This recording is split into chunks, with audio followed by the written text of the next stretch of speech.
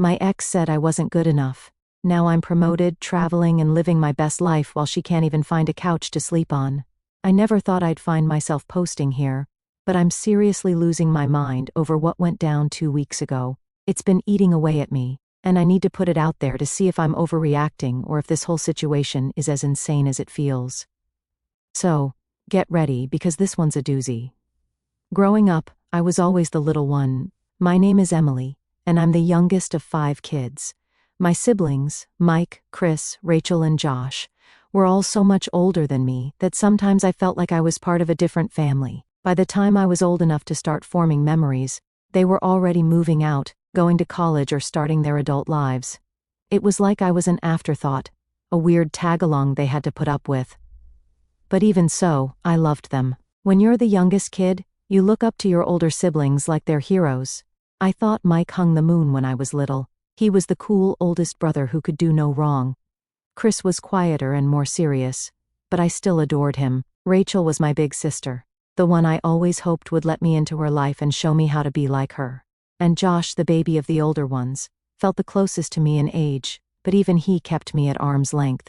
The first time it really hit me how I didn't matter to them was Mike's wedding. I was 10 years old. 10 is that weird age where you feel old enough to be included in grown-up things but still young enough to be treated like a child. When Mike and his fiancée, Sarah, announced they were having a child-free wedding, I assumed that didn't mean me. I mean, I wasn't some random kid who would throw food or scream during the vows. I was his sister. I still remember the day my parents sat me down. I'd been so excited, I even asked my mom if I could wear one of her necklaces for the big day. That's when she said it. Mike and Sarah are having an adults-only wedding, Emily. You're not going to be able to come. I stared at her for a second, trying to process. But I'm not like other kids, I said, trying to reason with her. I'll be quiet, I promise. She patted my head like I was some kind of puppy. It's just for adults, sweetie. You'll understand when you're older. I didn't understand at all. I cried in my room for hours. Mike was my brother, and I wanted to see him get married. I wanted to be there to watch Sarah, who I already thought of as my sister, walk down the aisle. But instead, my parents left me with a babysitter. I remember the feeling of staring at the clock that day, imagining everything I was missing.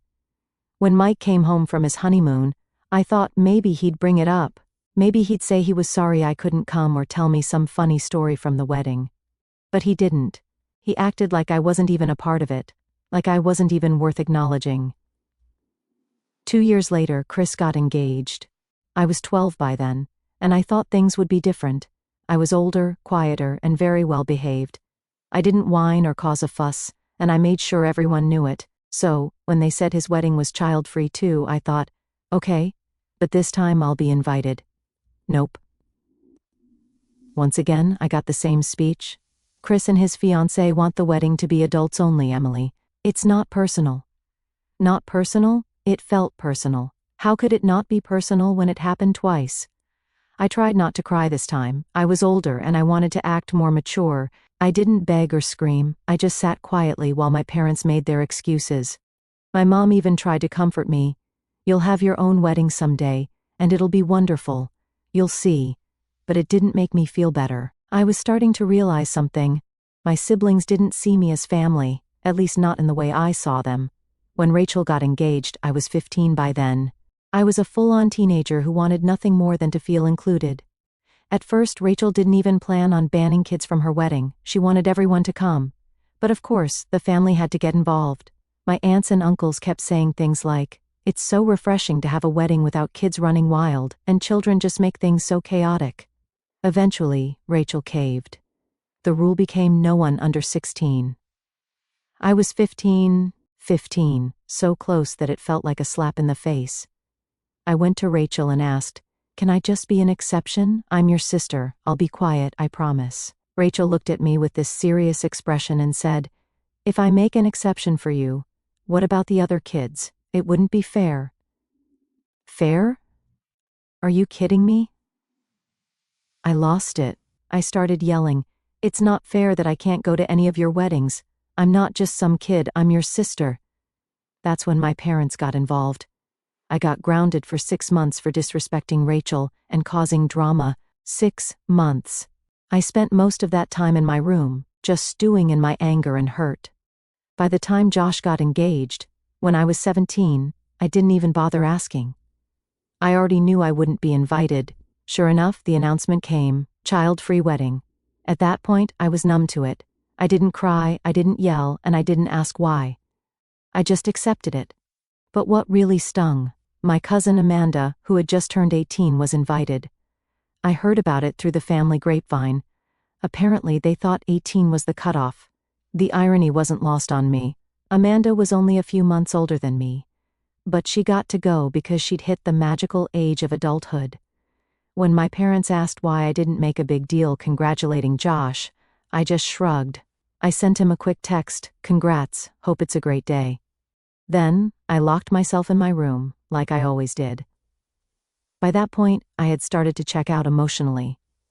I realized that I just didn't matter to them. I wasn't their little sister, I was just a kid they barely thought about. And it hurt. It really, really hurt. 10 years passed after the last wedding. I stopped trying to fit into my siblings' lives because, honestly, I was just tired. Tired of being the one left out. Tired of being the kid's sister who no one cared about unless it was convenient for them. By the time I met my now fiancé Tyler, I'd pretty much checked out of the family dynamic. I didn't expect much from anyone anymore. Tyler was the first person to actually listen when I told him about my family. I remember sitting on his couch, telling him about how I'd been banned from 4 of my siblings' weddings, and he looked genuinely shocked. "Wait, they didn't invite you? Not even when you were like 15? "Nope," I said, trying to play it off like it didn't hurt anymore. "What the hell, you're their sister," he said. He just sat there shaking his head for a minute, before adding, "That's seriously messed up." I think that was when I realized it really was messed up. I'd spent so many years convincing myself it was normal. Child-free weddings sounded reasonable on paper. It wasn't like I was being deliberately targeted, right? But no. 4 times my family chose to exclude me. Not a single sibling thought, "Hey, Emily should be there." It wasn't normal. So, when Tyler and I got engaged a few years later, I knew one thing for certain: my wedding was going to be different. My wedding was going to be full of people who actually cared about me. People who wanted to celebrate me, not just show up because it was expected of them. That's when I made my decision. I wasn't inviting my siblings. It wasn't some big dramatic moment. I didn't write an angry letter or announce it in the family group chat. I just left them off the guest list. Simple as that. I knew it would blow up eventually, but I figured I'd cross that bridge when I got there. The first sign of trouble came about 2 months before the wedding. My mom called me randomly one afternoon, acting weirdly chipper. I should have known something was up. "So, Emily," she said in that voice she always used when she wanted something, "how are the wedding plans coming along?" "Good," I said cautiously. "Everything's almost done." "That's great," she said, pausing for a moment before adding, "Your brothers and sister haven't gotten their invitations yet. Did you send them out already?" My heart started pounding. I didn't want to have this conversation, not yet. "Yeah, I sent them out," I said, trying to sound casual. She didn't miss a beat. "Well, they didn't get one. Maybe it got lost in the mail." I sighed. "Mom, I didn't invite them." There was silence on the other end of the line, just a heavy, shocked pause. Then came the explosion. "What, Emily? How could you not invite your own family, your siblings? What's wrong with you?" I gripped the phone and tried to stay calm. "They didn't invite me to their weddings, Mom. Not a single one of them. So, I'm returning the favor. It's fair." She sounded like I'd just committed a crime. "That was different. You were young. They didn't mean to hurt you." I laughed bitterly. "Well, it hurt anyway, and now I'm done pretending like it didn't." She started in on the guilt trip immediately. "Emily, you're being spiteful. Family is family. You don't just shut them out like this. What are people going to think?" And there it was. What will people think? My mom's favorite concern. I cut her off before she could say anything else. "I don't care what people think, Mom. This is my wedding, and I'm only inviting people who care about me. They didn't care enough to include me in their big days, so I don't see why they deserve to be at mine." She hung up on me. I wasn't surprised. That night the group chat blew up. It started with Rachel being fake as usual. "Hey, Em, did something happen with the mail? We haven't gotten our invites yet." Then came Chris, blunt as always. "What's going on? Why aren't we invited?" I stared at my phone for a long time, debating whether or not to reply. Part of me wanted to lay it all out, to tell them exactly how much they'd hurt me over the years. But another part of me didn't see the point. They wouldn't get it, they never had. So I didn't say anything. I just left the chat on read. Tyler noticed I was quiet during dinner and asked what was wrong. I showed him the messages, and he shook his head. You don't owe them an explanation, Em. They made their choices. Yeah, but, I trailed off, they're going to make me out to be the bad guy, I know it. Let them, he said firmly. You know the truth. That's all that matters. The next day, my parents showed up at my apartment unannounced. I didn't even have to ask what they were there for. My mom came storming in the second I opened the door. What are you thinking, Emily? Not inviting your own siblings to your wedding? What kind of person does that? I tried to stay calm, even though my patience was wearing thin. Mom, I told you. They didn't think I was important enough to include in their weddings, so I'm not including them in mine. My dad finally spoke up, his voice stern. You're being childish, Emily. You're holding on to something that happened years ago. That's when I snapped. I was a child when they did it, Dad. I begged to be at their weddings, and they all shut me out. Don't talk to me about being childish when I was the one left crying at home 4 times. They didn't know what to say to that. My mom looked like she was about to cry, but I didn't let her guilt me this time. You can keep defending them if you want, but I'm not changing my mind. If they cared about me, they would have shown it back then. They left, furious and frustrated. Over the next few days, the messages from my siblings got nastier. Chris called me selfish. Rachel said I was ruining the family. Josh didn't even bother sugarcoating it. You're being petty, Emily. Grow up. I didn't reply to any of them. I didn't need to explain myself anymore. Tyler hugged me one night while I was scrolling through their messages and said, I'm proud of you, for standing up for yourself. And for the first time, I felt proud of myself too. After the first round of family drama, I expected things to die down.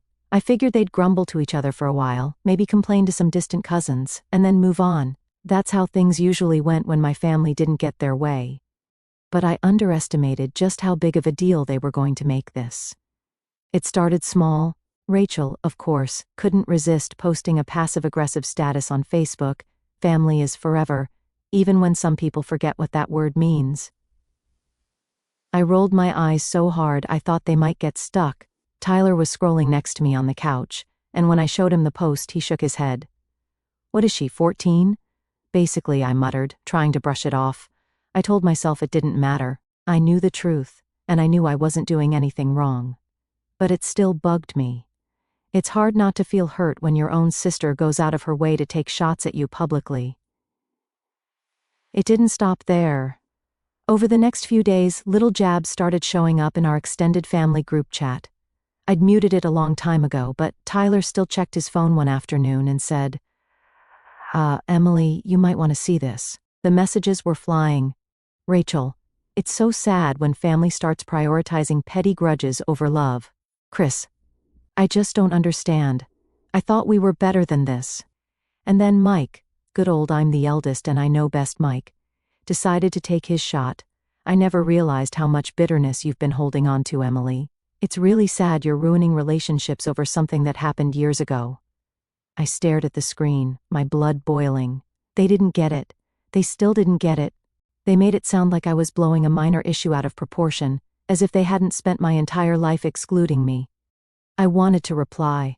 I wanted to type out every single thing they had done and make them see how hypocritical they were being, but I knew better. Arguing with them would just give them more ammunition. They'd spin my words into me being dramatic or unstable or whatever else they wanted to say to avoid taking responsibility. Instead, I did the one thing they never expected. I left the group chat. That night, my mom called me. I knew she'd heard about the group chat incident because she jumped straight into yelling the second I answered. Emily, what is wrong with you? Hi, Mom, I said flatly. Don't start with that attitude, she snapped.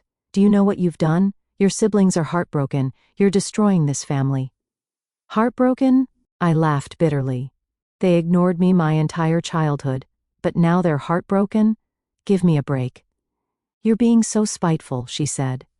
You've always been like this, holding on to grudges and making everything about you. That's when I lost it. I'm the one holding grudges. Mom, I was 10 when Mike got married. 10. I cried because I wanted to be there, and you all told me I didn't matter enough to be included. And it didn't stop there. It happened again and again and again. I begged to be at Rachel's wedding, and she told me no because it wouldn't be fair. That was years ago, she said dismissively. Yeah, and I'm still living with the way it made me feel. You all decided I wasn't important enough back then. Why should you suddenly get a front row seat to my life now? She didn't have an answer to that. Instead, she tried to flip the script. This isn't about the weddings, Emily. This is about you pushing everyone away because you're bitter. Tyler's probably encouraging you, isn't he? I groaned. Mom, stop blaming Tyler. This has nothing to do with him. This is about me finally realizing I deserve better than to be treated like I don't matter. Her voice softened, like she was trying to play the concerned mother. Emily, you don't understand. Family is all you'll have in the end. Friends and partners come and go, but your family is forever. No, I said firmly. Family is supposed to care about you. They're supposed to love and support you. That's not what you've been to me. She started crying, big dramatic sobs that I knew were more about guilt-tripping me than anything else. You'll regret this one day, Emily, she said through her tears. You'll see. I don't think I will, I said quietly before hanging up. Over the next week, things got worse. I blocked Rachel and Chris on social media because I couldn't take the constant snide comments. My mom called Tyler twice, apparently hoping to talk sense into him. He didn't answer. Then, Mike sent me a long email, yes, an actual email, about forgiveness and family unity. He even had the nerve to quote some Bible verse about letting go of anger. I didn't respond. Tyler and I sat down one night and I vented about everything. It's like they're determined to pretend I'm the problem. They don't see how messed up it is that they ignored me for years and then flipped out when I finally stood up for myself. You know what it is? Tyler said. They're not mad that they weren't invited. They're mad that they don't get to control you anymore. That hit me like a punch to the gut. He was right.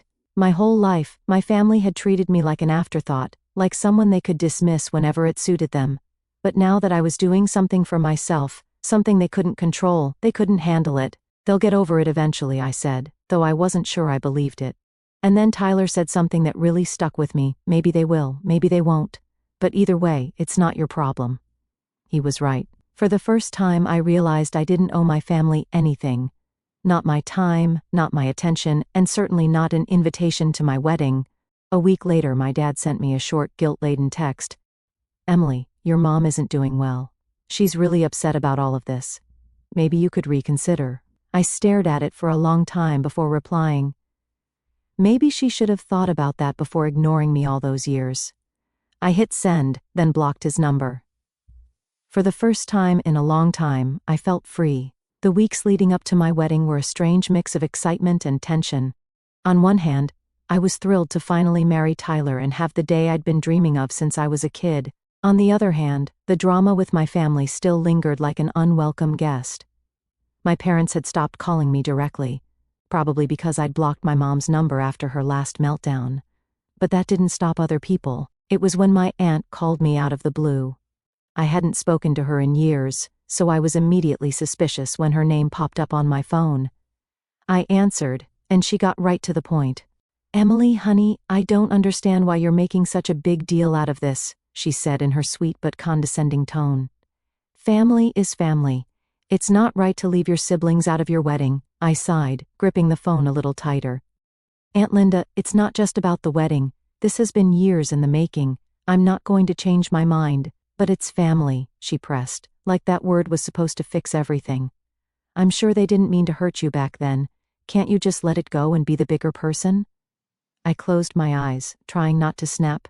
Being the bigger person doesn't mean letting people walk all over you. It's about knowing when to put yourself first. There was a pause on the other end, and I could hear her sigh dramatically. Well, I just hope you don't regret this one day. You're going to miss your family, and they won't be there. I didn't say anything. I just hung up. The morning of the wedding, I woke up feeling an odd combination of peace and nerves. It wasn't the normal what if something goes wrong kind of wedding day jitters. It was more like I was waiting for a shoe to drop. I knew my family wasn't invited, but I couldn't shake the feeling that they'd find a way to insert themselves into the day somehow. But Tyler, being the amazing guy he is, refused to let me dwell on it. When I told him about my worries as we got ready separately, He just smiled and said, This day is about us. Nothing else matters. If anyone tries to ruin it, I'll personally escort them out. That made me laugh, and for the first time in weeks I felt lighter. The venue we chose was perfect. It was small and intimate, a garden surrounded by flowers, twinkle lights strung through the trees, and a little gazebo where we'd say our vows. I didn't want a giant, elaborate wedding. I wanted something that felt real and full of love, and that's exactly what it was. My closest friends were there, along with some extended family, who'd actually been kind to me over the years. It felt right as I stood in front of the mirror, putting the final touches on my dress. My maid of honor, my best friend Jenna, walked in and grinned. "You look amazing, Em." "Thanks," I said softly, feeling a wave of emotions. Jenna sat on the edge of the couch and watched me for a moment. "Are you okay?" I hesitated before nodding. "Yeah, I'm just, I don't know, sad. I guess, not about today is perfect, but about the fact that my family isn't here." She frowned and leaned forward. "Emily, it's okay to feel that. Just because you made the right choice doesn't mean it doesn't hurt." Her words hit me hard. I turned to look at her, tears welling up in my eyes. I wanted them to care, you know? I wanted them to fight for me when I was a kid, and they never did. Jenna stood up and hugged me tightly. "You don't need their approval. You have people who love you. Focus on that." I nodded, taking a deep breath. She was right. Today wasn't about my family, it was about me and Tyler. When the ceremony started, I was so overwhelmed by the beauty of it all that I forgot about everything else. I remember standing at the end of the aisle, staring at Tyler and thinking, this is it. This is what happiness feels like. As I walked toward him, I felt this sense of freedom wash over me. I wasn't the forgotten little sister anymore. I wasn't the kid who begged to be included and got turned away. I was a bride, surrounded by people who truly loved me and wanted to see me happy. The vows were perfect. Tyler promised to love me, protect me, and always stand by my side. And I promised the same by the time we said I do. There wasn't a dry eye in the audience, including mine. The reception was everything I hoped it would be. We laughed, we ate, we danced until our feet hurt. My friends toasted to us, sharing funny stories and heartfelt wishes for our future. Tyler's parents, who had always been so kind to me, told me they were proud to have me as part of their family. At one point, I snuck away from the crowd, just to take it all in. I stood at the edge of the garden, looking at the lights twinkling in the trees and the people laughing together. And I felt so full for so many years. I'd believed the lie my family told me, that I didn't matter, that I wasn't important enough to be part of their lives. But standing there, watching all these people who truly cared about me, I realized something. I matter to the people who actually deserve to know me. Later that night, as the reception started winding down, one of my cousins pulled me aside. "Hey, Emily, I probably shouldn't say this, but..." I groaned. "What is it now?" She looked sheepish. "Your mom and Rachel apparently threw some kind of dinner tonight, like as an alternative to your wedding." I stared at her for a second, then burst out laughing. "Are you serious?" She nodded. "I know, it's pathetic. I just thought you should know." I shook my head, still laughing. "That's fine. Let them throw their pity party. I hope the food's good." I could tell my cousin expected me to be upset, but honestly, I wasn't. If anything, it was proof that I'd made the right decision. My family had spent my whole life excluding me and then trying to justify it. Now that I was the one drawing the boundary, they couldn't handle it. At the end of the night, Tyler and I shared one last dance while everyone gathered around us. As we swayed together, I whispered, "I'm so happy we did this." He smiled down at me. "Me too, Em. This is just the beginning." And for the first time, I believed it. My family wasn't there. They didn't get to see the best day of my life. But that was their loss, not mine. Because as I looked around the room, surrounded by love and laughter, I realized I had everything I'd ever needed, and none of it had come from them. I thought the worst of it was over after the wedding. I really did. The day had been perfect, everything I hoped for and more, and I felt like I'd finally moved on from my family's nonsense. I didn't miss them at the ceremony. I didn't spend a second wondering what it would have been like if they were there. I was surrounded by people who loved me, and that was enough. But if there's one thing I've learned about my family, it's that they don't like being ignored. It's almost like they couldn't handle the fact that I was happy without them, so they decided to stir the pot one last time. It started with a message from Rachel a week after the wedding. Of course, it was Rachel. She'd always been the one to throw the first stone when it came to family drama. Saw some pics from your wedding. I can't believe you had it in a garden. Looked casual, but I guess that's what you wanted. I stared at the message, stunned. She couldn't even pretend to be nice. It wasn't enough for her to just leave me alone, she had to find something to criticize. I was tempted to reply with something snarky, something about how her wedding might have been fancier, but at least mine wasn't full of fake smiles and people who didn't care about me. But I stopped myself. I didn't owe her a response. A few days later, I started getting messages from extended family members I hadn't heard from in years. Apparently, Rachel, Mike, and Chris were on some kind of campaign to paint me as the villain. My Aunt Linda, yes, the same one who tried guilt-tripping me before the wedding, sent me another message.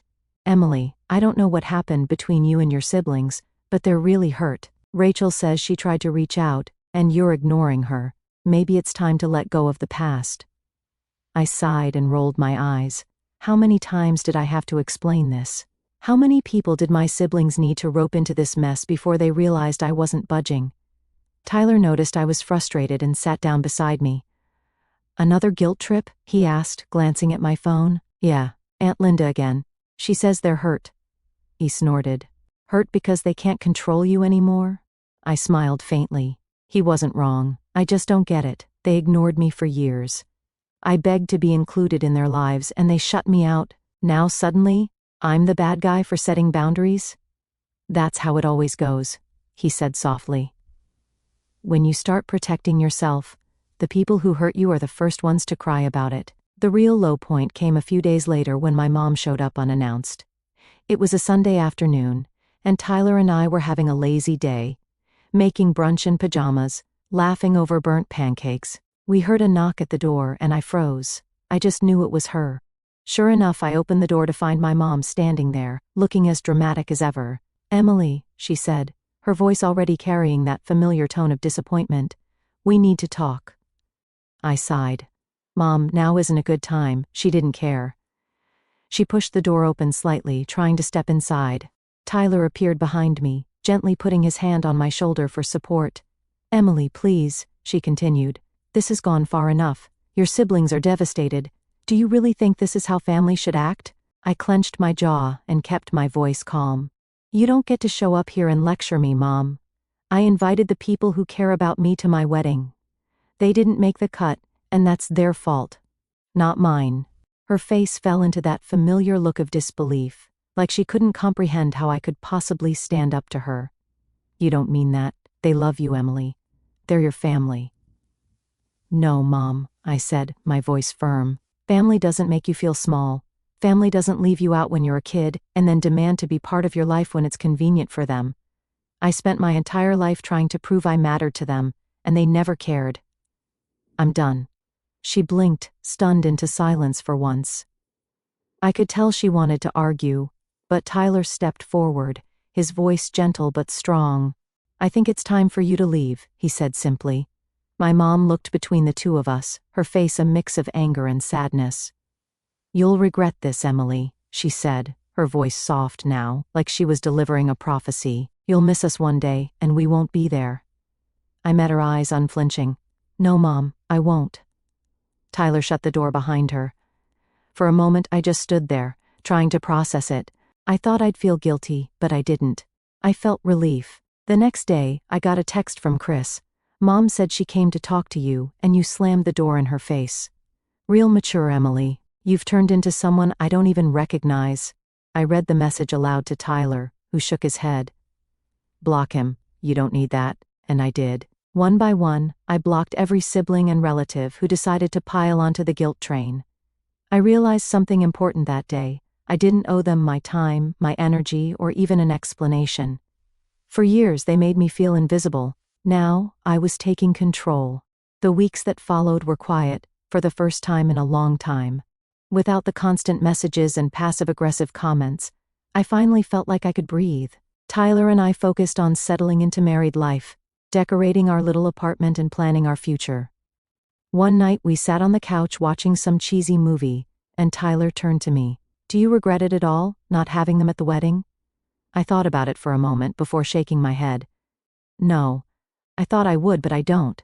I spent so long trying to earn their approval, and for what? I don't miss them. I don't miss feeling like I'm not good enough. He smiled and squeezed my hand. Good, you deserve better. And he was right, I did deserve better. A month after the wedding, I got one final message. This time, it was from Rachel's number, sent through a different phone since I'd already blocked her. You've destroyed this family, Emily. I hope you're happy. I stared at the screen for a second before deleting the message. I didn't even feel angry anymore. I just felt done. Because I was happy. For the first time in my life, I wasn't chasing their approval. I wasn't begging for scraps of love and attention. I was surrounded by people who cared about me, and that was enough. It always had been.